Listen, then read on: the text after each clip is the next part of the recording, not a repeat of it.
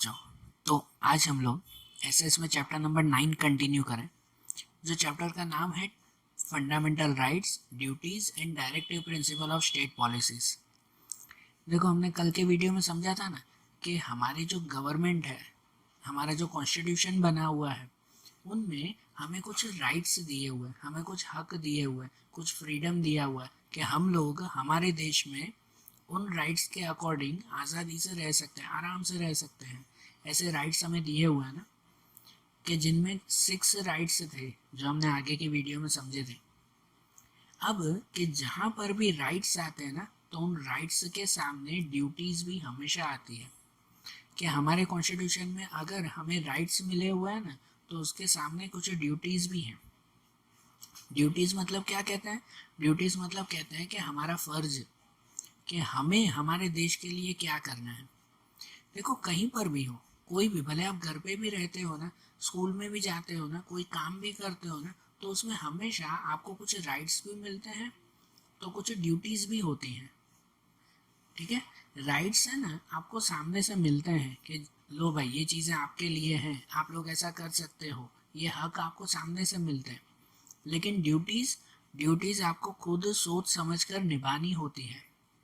जैसे एक एग्जांपल देता हूँ कि आप अगर घर में रहते हो, तो घर में आप लोग अब अगर बड़े हो चुके हो, तो आप जो है वो अपने पेरेंट्स से अक्सर इस बात पे डिबेट करते होगे या बातें करते होगे कि अब तो भाई मैं बड़ा हो चुका हूँ, भाई मुझे भी जो है वो मोबाइल मिलना चाहिए, अब मुझे भी जो है वो ये बाहर जाने के लिए वो टाइम मिलना चाहिए कि भाई मुझे इतनी देर तो बाहर खेलने के लिए जाना है, और मुझे इतनी देर तो टीवी देखनी है, मुझे अपने फ्रेंड्स के साथ तो बातें करने जानी है।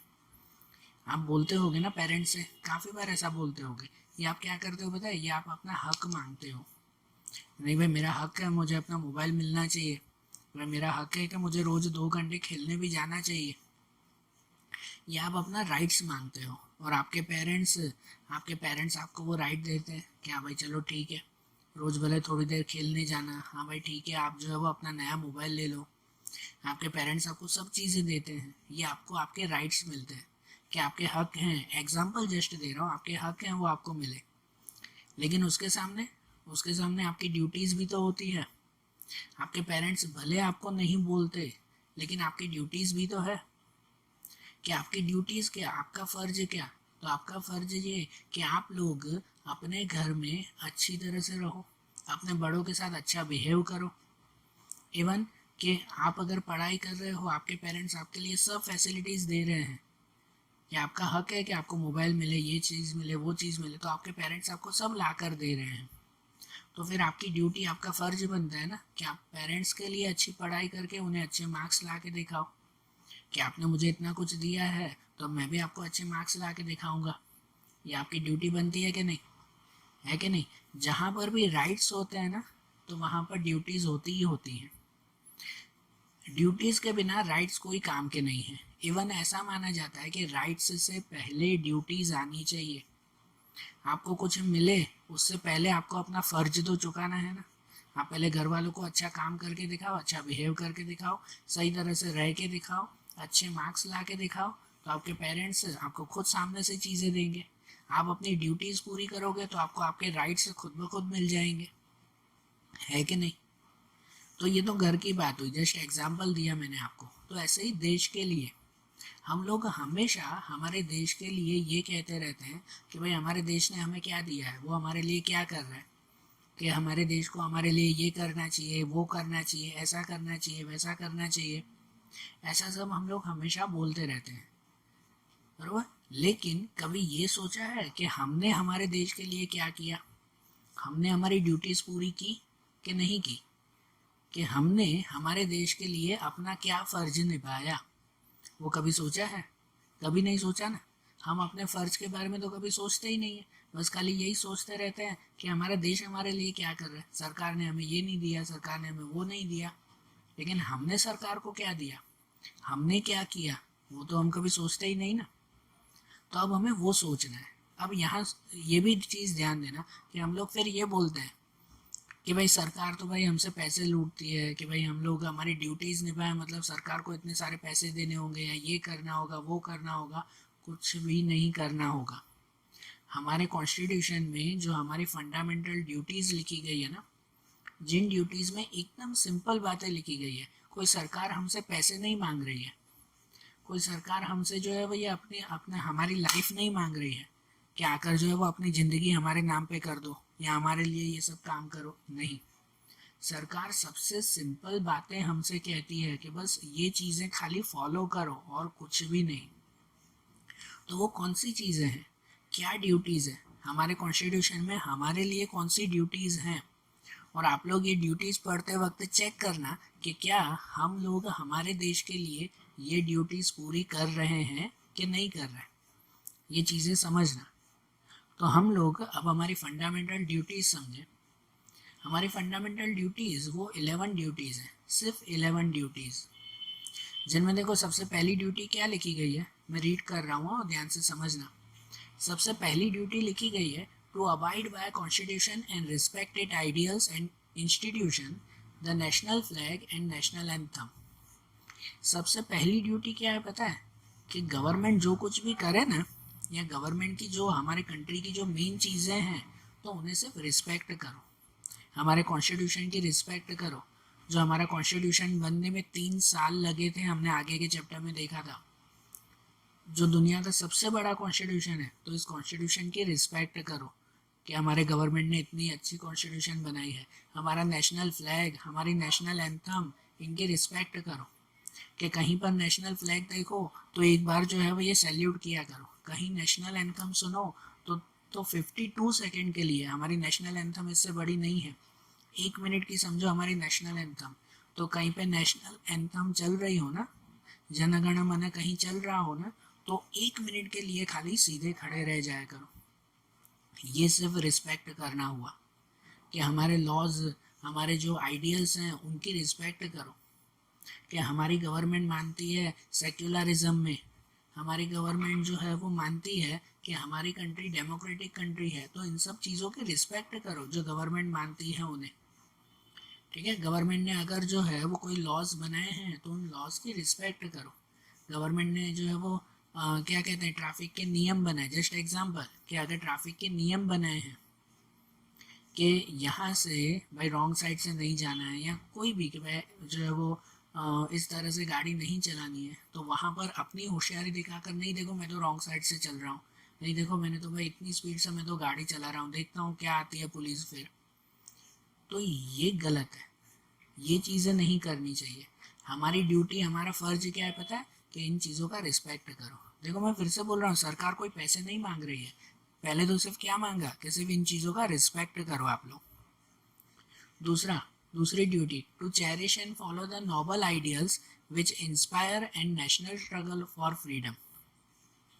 ये दूसरी चीज़। आपको पता है हमारे मन में सबसे बड़ी बात यह है कि हमारे मन में है ना, कोई कभी भी हमारे देश के लिए देशभक्ति नहीं है, कि एक तरह की जैसे जो पैट्रियोटिक फीलिंग हमारे में होनी चाहिए ना, वो सच में नहीं है। कि हम लोगों को कभी कहें कि हमारे देश के लिए कुछ करना है, छोड़ो ने यार, या तो खुद के लिए नहीं हो रहा है, देश के लिए बात कर रहे हो, है ना, ये फीलिंग आ जाती है। तो ये एक तरह से गलत है। हमें जो हमारी फ्रीडम मिली है ना, पता है हमारे देश में जो आज़ादी मिली है हमें, वो बहुत मुश्किल से मिली है ना, बहुत मुश्किल से। 300 साल ब्रिटिशर्स यहाँ पे रहे थे, उन्हें यहाँ से भगाने में लड़ाई करते करते 100 सालों तक हमारे फ्रीडम फाइटर्स लड़े हैं, उन्होंने जान दी है, उसके बाद हमें आज़ादी मिली है। अगर वो 100 सालों तक वो लोग न लड़ते ना, वो फ्रीडम फाइटर्स अगर नहीं लड़ते ना, तो आज भी हमारा देश जो है वो गुलाम होता। आज भी यहाँ पर सड़कों पर है ना, वो ब्रिटिशर्स घूम रहे होते और आप लोग एक घर में बंद होते, एक गुलाम की तरह रहते आप लोग। जितनी आज़ादी से रह रहे हो ना, वो नहीं रह पाते आप लोग। तो ये आज़ादी वो हमें बहुत ज़्यादा लड़ाइयों के बाद मिली है। तो दूसरे में यही कहते हैं कि ये जो नेशनल स्ट्रगल जो हुई है ना हमारे देश में, जो हमें जिस तरह से आज़ादी मिली है ना, तो उन लोगों का सम्मान करो, उन लोगों को क्या कहते हैं कि रिस्पेक्ट करो, हमारी फ्रीडम की रिस्पेक्ट करो, है कि नहीं। हम लोग अक्सर यही कहते हैं, कभी आपके सामने गांधी जी, भगत सिंह, सरदार वल्लभ भाई पटेल, है ना, सुभाष चंद्र बोस, इन लोगों की बातें करें ना, तो आपको बोरिंग लगता है कि ये क्या बातें कर रहे हो, तो बोर लग रहा है। लेकिन यही हमारी एक सिंपल सी ड्यूटी है कि इन चीज़ों की रिस्पेक्ट करो, कि उनके बिना शायद हम लोग आज यहाँ पर नहीं होते। बरोबर। तो देखो पहली दो ड्यूटीज़ में तो हमसे खाली रिस्पेक्ट मांग रहे हैं और कुछ नहीं। तीसरे में कहते हैं to uphold and protect the सोवेरेनिटी, unity and integrity of India, कि हमारी कंट्री में जो सोवेरेनिटी, यूनिटी और इंटीग्रिटी है इसे बनाए रखो। इसका मतलब क्या? तो सॉवेरेनिटी मतलब क्या कहते हैं कि यहाँ पर सब लोग मिलजुल कर रहते हैं। यूनिटी मतलब कि एक साथ जुड़े रहते हैं। और इंटीग्रिटी है, इंटीग्रिटी का मतलब भी यही कहते हैं कि यहाँ पर बिना कोई भेदभाव के सब लोग रहते हैं।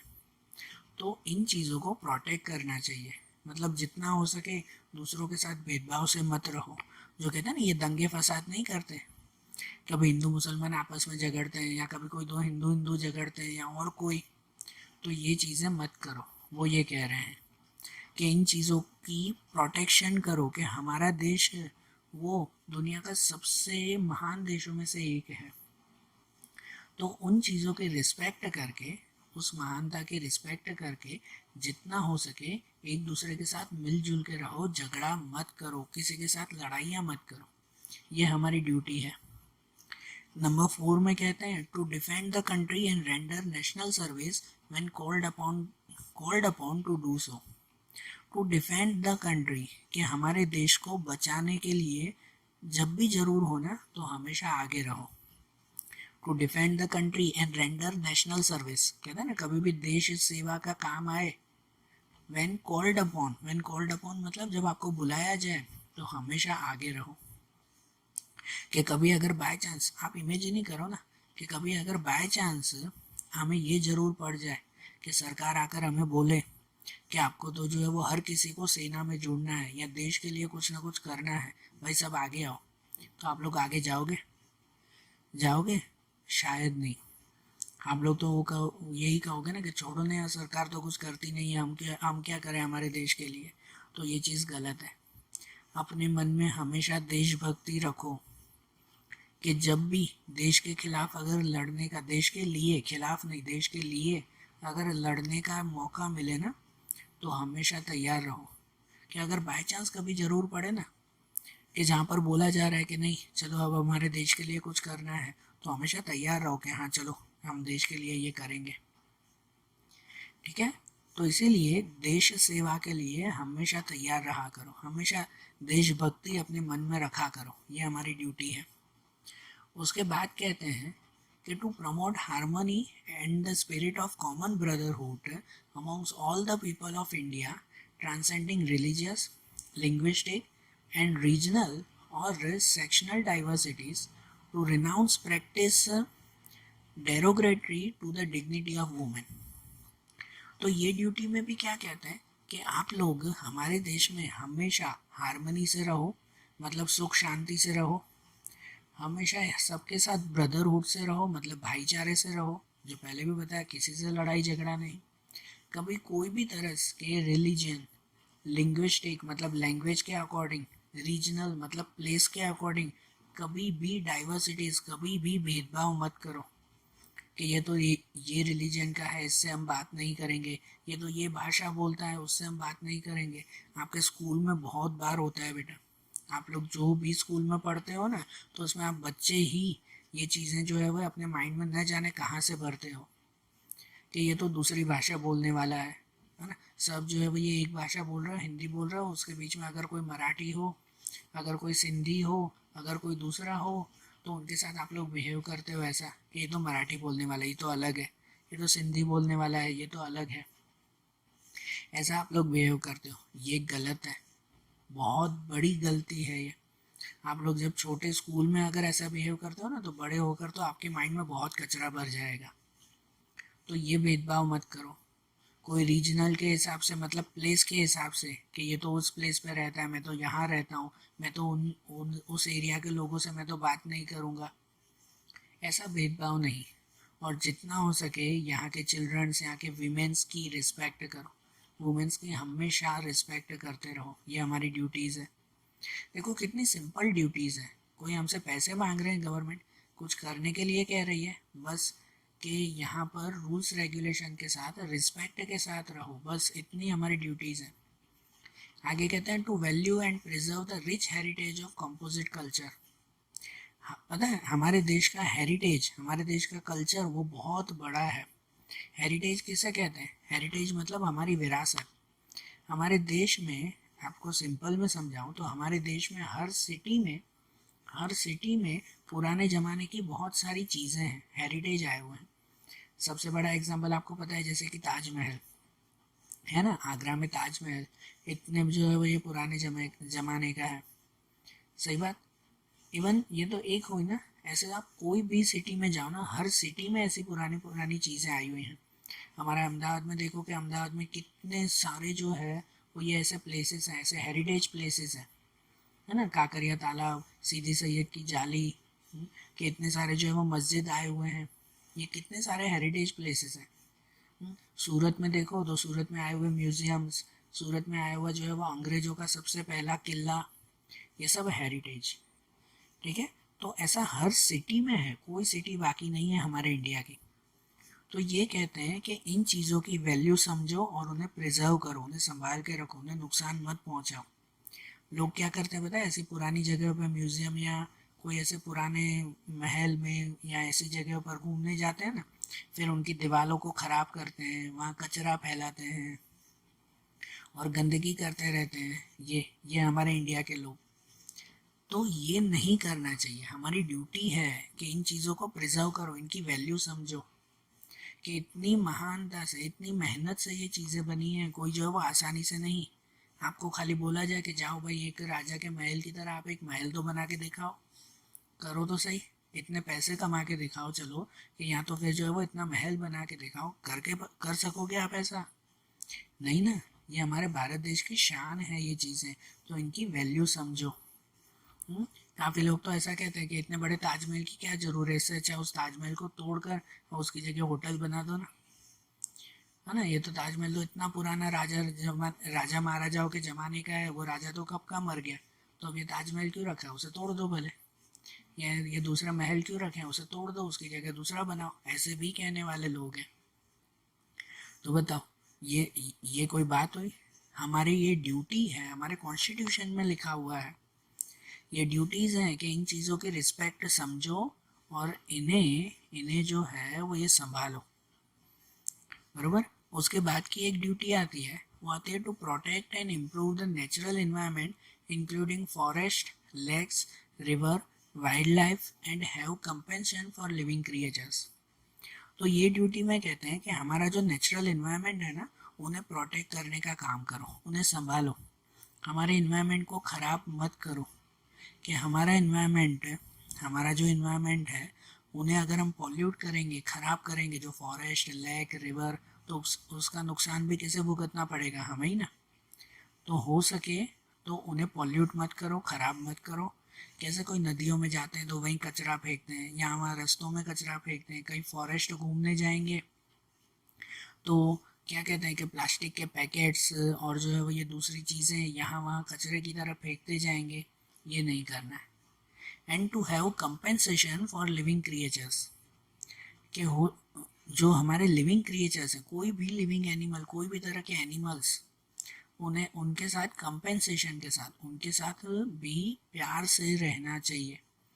पता है हमारे यहाँ पे एक तो आदत है, आप लोगों में से शायद किसी की हो न हो तो बहुत अच्छा है, ऐसे ये आदतें रखते हो आप लोग कि क्या करते हो पता है कि रास्ते से कोई अगर कोई डॉग जा रहा हो ना, कोई कुत्ता जा रहा हो ना, तो उसे लात मारेंगे, उसे पत्थर मारेंगे।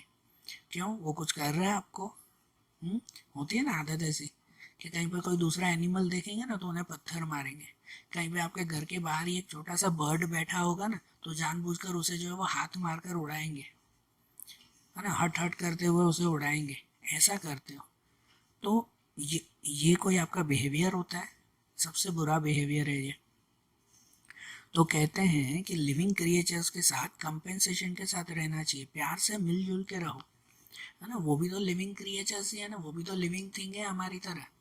हम लोग बोल सकते हैं, वो बोल नहीं सकते, तो इसका मतलब ये थोड़ी कि उनके साथ बुरा बिहेवियर करना। फिर आगे कहते हैं to develop the scientific temper, humanism and the spirit of inquiry and reform. ये एक बहुत अच्छी ड्यूटी है हमारी। ये हर तरह के स्टूडेंट के लिए ये ड्यूटी है। कहते हैं कि हमेशा खुद के माइंड में साइंटिफिक टेम्पर रखो। साइंटिफिक टेम्पर का मतलब ये कहते हैं कि हमेशा कुछ ना कुछ नया करना, कुछ ना कुछ नया ढूंढना, कुछ ना कुछ ऐसी चीज़ें ढूंढना कि जिससे हमारे देश को फ़ायदा हो, ऐसी चीज़ें ढूंढो। इसे कहते हैं साइंटिफिक टेम्पर रखना। कुछ न कुछ कहते हैं ना भाई, भाई कुछ ना कुछ नया जो है वो ये करते रहे हम लोग, बस एक ही चीज़ें मत करते रहो, कुछ नया करोगे तो जिससे हमारे देश को फ़ायदा होगा, है कि नहीं। आप में से ही जो है वो ट्राई करो कि कोई जो है वो ये बड़ा सा साइंटिस्ट बने और ऐसी चीज़ें ढूंढें जो है वो आज तक नहीं ढूंढी गई, या ऐसी प्रॉब्लम को सॉल्व करें जो आज तक कोई सॉल्व नहीं कर पा रहा है। तो ऐसा साइंटिफिक टेम्पर रखो, ह्यूमनिज्म इंसानियत में मानो, and the spirit of inquiry and reform, और हमेशा इंक्वायरी की स्पिरिट रखो, हर चीज़ जानने की कोशिश करो। हमेशा माइंड में जो है वो क्यों, कैसे, कब, ये क्वेश्चंस पूछते रहो। कोई भी चीज़ हो रही है ना, आप साइंटिफिक कोई भी चीज़ देखते हो तो ये कैसे हुआ, वो हमेशा जो है वो ढूंढते रहो, ऐसी आदत डालो। आप लोग अभी स्टूडेंट हो ना, आप लोग अभी अगर ये आदत डालोगे ना, तो आज से 5-6 साल बाद जब आप अगर कॉलेज तक पहुंचोगे तो तब तक ये आपकी पूरी पर्सनालिटी बदल देगा।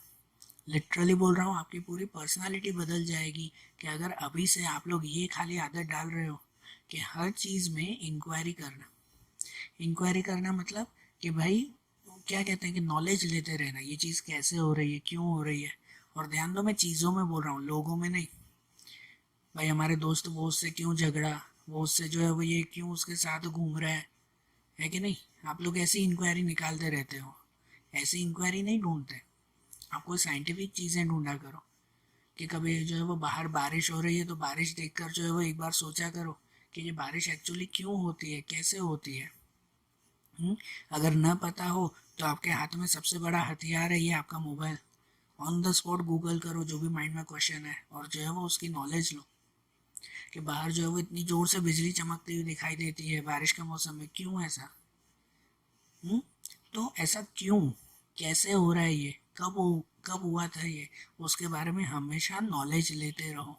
खुद जब नॉलेज लेते रहोगे ना तो 1-2 साल में जब आदत पड़ेगी ना, आपकी देखना पूरी पर्सनालिटी बदल जाएगी, आपकी सोच बदल जाएगी, आप न जाने कहाँ से कहाँ पहुँच जाओगे। तो ये हमारी सिंपल सी ड्यूटी है, ये मानना। और आखिरी में कहते हैं to safeguard public properties and to abjure violence. कहते हैं हमारी पब्लिक प्रॉपर्टी को हमेशा सेफ रखो, नुकसान मत पहुंचाओ। जो हमारी पब्लिक प्रॉपर्टीज़ हैं जैसे पब्लिक बस होती है, पब्लिक गार्डन्स, पब्लिक प्लेसेस, तो उन्हें नुकसान मत पहुंचाओ। कि उन्हें कैसे, जैसे कि भाई ट्रेन में अगर आप जा रहे हो, पब्लिक यहाँ पब्लिक बस होती है, पब्लिक ट्रेन हुई कि बस में ट्रेन में जा रहे हो तो उनकी सीटें खराब कर दें। किसी को आदत होती है पिन लेकर है ना पूरी सीटों को फाड़ेंगे। क्यों, आपने जो है वो पैसे भरे हैं, गवर्नमेंट इतनी मेहनतों से वो बना रही है और उसे हम खराब करते हैं। तो ये मत करो। और जितना हो सके वायोलेंस से दूर रहो बिल्कुल। तो उसके बाद एक ड्यूटी है to strive towards excellence in all spheres of individual and collective activity so that the nation constantly rise to higher level of endeavour and achievement. इसका मतलब ये कि जितना हो सके ना आप खुद को higher level of excellency means कि भाई हमेशा खुद को ज़्यादा से ज़्यादा परफेक्ट बनाते जाओ। हमेशा जो है वो छोटी लेवल पे काम मत करो, हमेशा बड़ी लेवल पे काम करो। खुद को और आगे बढ़ाते जाओ कि नहीं मुझे ये इससे भी आगे जाना है, मुझे इससे भी आगे जाना है।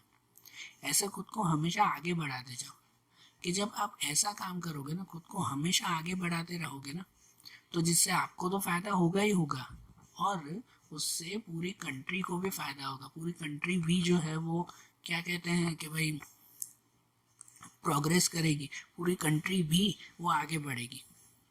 कोई भी जैसे अगर सिंपल सा अगर कोई जो है वो रनर हो, जैसे रेस में दौड़ने वाले होते हैं ना रनर, तो अगर कोई रनर हो तो वो ये कि हाँ भाई छोटी बड़ी रेस तो जो है वो ये जीत ली, ठीक है, तो उसे कौन पहचानेगा। लेकिन अगर वो रनर खुद प्रैक्टिस करे, बहुत प्रैक्टिस करे, बहुत प्रैक्टिस करे और ओलंपिक्स में अगर वो जाकर जीते, ओलंपिक्स में अगर वो गोल्ड मेडल सिल्वर मेडल लेकर आए, तो उसका तो नाम होगा ही होगा, लेकिन साथ में पूरे देश का नाम होगा कि हाँ इस भारत देश का जो वो एक पर्सन था जिसने ओलंपिक में मेडल जीता, है कि नहीं। आप लोग अगर बड़े होकर कोई बिजनेस करो, कोई भी काम करो, तो उसके लिए कभी भी छोटी लेवल पर काम मत करना। कि अगर बिजनेसमैन बन रहे हो ना, तो अपने बिजनेस को जो है वो कुछ सालों में इतना आगे बढ़ाओ, इतना धीरे धीरे धीरे आगे बढ़ाओ कि पूरी दुनिया में नाम हो। और जब आपका नाम होगा ना, तो आपके साथ आपके देश का नाम होगा। तो इसलिए कहते हैं कि हमेशा हर पर्सन को हर एक्टिविटी में खुद को जो है वो सबसे आगे पहुंचाना चाहिए। और आखिरी ड्यूटी ये कहते हैं कि हु इज़ अ पेरेंट और guardian to provide opportunities for education to his child, और as the case may be ward between the age of 6 to 14 years.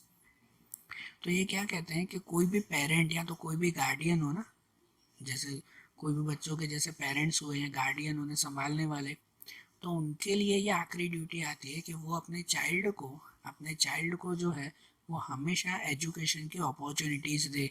मतलब हमेशा उन्हें पढ़ाए लिखाए, हमेशा उन्हें जो है वो अच्छी एजुकेशन देकर आगे बढ़ाए उन्हें। और कुछ अगर कम से कम और कुछ नहीं, कुछ प्रॉब्लम हो, तो उन्हें 6 to 14 ईयर्स तक के जो भी चिल्ड्रन हैं उन्हें कंपलसरी एजुकेशन दे। आप तो पता है गवर्नमेंट भी हमें फ्री में एजुकेशन देती है। गवर्नमेंट फ्री में एजुकेशन हमें देती है कि भाई 6 to 14 ईयर्स के जो भी चिल्ड्रन हो ना, तो उन्हें फ्री एजुकेशन गवर्नमेंट की तरफ से मिलती है पूरी इंडिया में। तो हर पेरेंट और गार्डियन की ये ड्यूटी रहती है कि वो अपने बच्चों को पढ़ाए लिखाए, कि जिससे अगर वो पढ़ेंगे लिखेंगे तो फ्यूचर में वही हमारे देश का नाम रोशन करेंगे। सही बात ना। तो देखो कितनी सिंपल सी ये 11 ड्यूटीज़ थी, है ना। इतनी सिंपल ड्यूटीज़ के जिसमें गवर्नमेंट ने हमसे कुछ ज़्यादा चीज़ें मांगी नहीं है। कोई हमसे जो है वो ज़्यादा चीज़ें नहीं मांगी है, ना कोई पैसे मांग रही है ना कुछ, लेकिन सिर्फ ये 11 चीज़ें हमें फॉलो करने के लिए कह रही हैं। ये हमारी ड्यूटीज़ दी है उन्होंने, गवर्नमेंट ने। अगर इंडिया का हर इंसान, भारत में रहने वाला अगर हर इंसान खाली ये 11 ड्यूटीज़ को अच्छी तरह से फॉलो करे ना, तो हमारा देश फिर से सबसे टॉप लेवल पे पहुँचे। पता है पहले के समय में हमारे देश को जो है वो कहा जाता था, क्या कहते हैं कि भाई सोने की चिड़िया, सबसे महान देश था हमारा। कि आज शायद हमारी वो कंडीशन नहीं है, थोड़ा पीछे हैं हम। लेकिन अगर हर इंसान खाली 11 ड्यूटीज़ फॉलो करे ना, तो वो फिर से उस लेवल तक पहुंच सकता है। अब आप लोग ऐसा मत कहना क्या कोई भारत देश सुधरेगा नहीं, कोई मानेगा नहीं। देखो कोई माने कि न माने, आप लोग ये 11 चीज़ें सिर्फ फॉलो करने की कोशिश करो। आप ट्राई तो करो, बरोबर ना, ट्राई तो करो, एक बार कोशिश तो करो कि हाँ भाई मैं भी जो है वो आज से अपनी लाइफ को सुधारूंगा, कि खुद को जो है वो आगे बढ़ाने की कोशिश करूंगा। सिर्फ यही ड्यूटीज़ अगर आपने फॉलो कर ली ना, तो आपकी लाइफ तो पूरी की पूरी बदल ही जाएगी, साथ में देश को भी बहुत बड़ा फायदा होगा। ठीक है। तो देखो आज जैसे हमने फंडामेंटल ड्यूटीज़ देखी ना, अब जो चैप्टर का आखिरी पॉइंट है ना, मेन पॉइंट, वो अब हम लोग कल के वीडियोज़ में देखेंगे। Okay, thank you.